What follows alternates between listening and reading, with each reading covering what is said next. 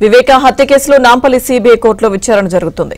Judicial రిమాండ్లో ఉన్న ఎర్రగంగిరెడ్డి, సునీల్ యాదవ్, ఉమాశంకర్ రెడ్డిని కోర్టులో హాజరుపరిచారు. ఇప్పటికే ఈ కేసులో బెయిల్పై ఉన్న ఎంపీ అవినాష్ రెడ్డి, భాస్కర్ రెడ్డి, దేవిరెడ్డి శివశంకర్ రెడ్డి, ఉదయ్ కుమార్ రెడ్డి వ్యక్తిగతంగా హాజరయ్యారు. తదుపరి విచారణ ఈ నెల 14కు వాయిదా వేశారు.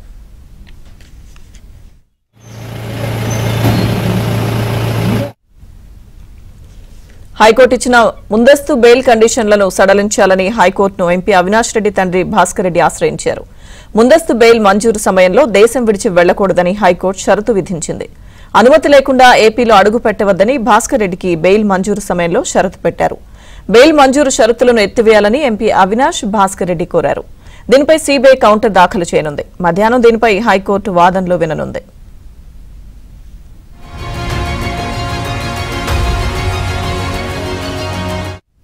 ఈ అంశానికి సంబంధించిన పూర్తి సమాచారం మా ప్రతినిధి ప్రవీణ్ అందిస్తారు. ప్రవీణ్,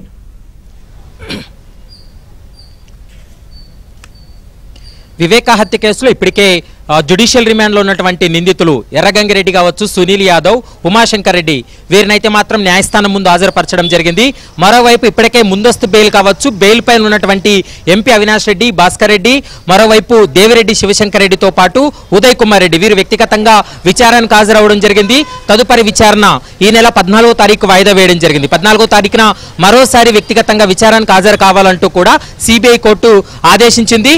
మరోవైపు ముందస్తు బెయిల్పై ఉన్నటువంటి MP Avinash Reddy bail conditions ను సడలించాలి, ఎందుకంటే విదేశాలకు వెళ్లకుండా ఉండాలంటే అంటే దేశం విడిచి వెళ్లరాదంటూ కూడా గతంలో ముందస్తు బెయిల్ ఇచ్చినటువంటి సమయంలో ఎంపీ అవినాష్ రెడ్డికి షరతులు విధించింది. మరోవైపు ఎక్కడా కూడా దర్యాప్తు సంస్థకు ఆటంకం కలిగించకూడదు, దర్యాప్తు సంస్థ ఎప్పుడు ఆదేశించినా విచారణకు హాజరు కావాలి, దర్యాప్తులో జోక్యం చేసుకోకూడదు, మరోవైపు సాక్షులను కానీ ఈ కేసులో ఎవరైతే సిబిఐ విచారణ జరుపుతుందో వారిని ప్రభావితం చేసే విధంగా వ్యవహరించవద్దంటూ కూడా గతంలో తెలంగాణ హైకోర్టు ముందస్తు బెయిల్ ఇచ్చినటువంటి సమయంలో వారికి షరతులు విధించడం జరిగింది.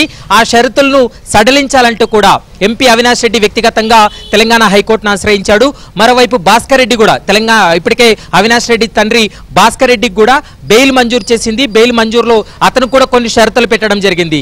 అంటే ఏపీలోకి ఎంటర్ కావాలి అంటే దర్యాప్తు సంస్థ అనుమతి తీసుకునే ఎంటర్ కావాల్సినటువంటి అవసరం ఉంటుంది.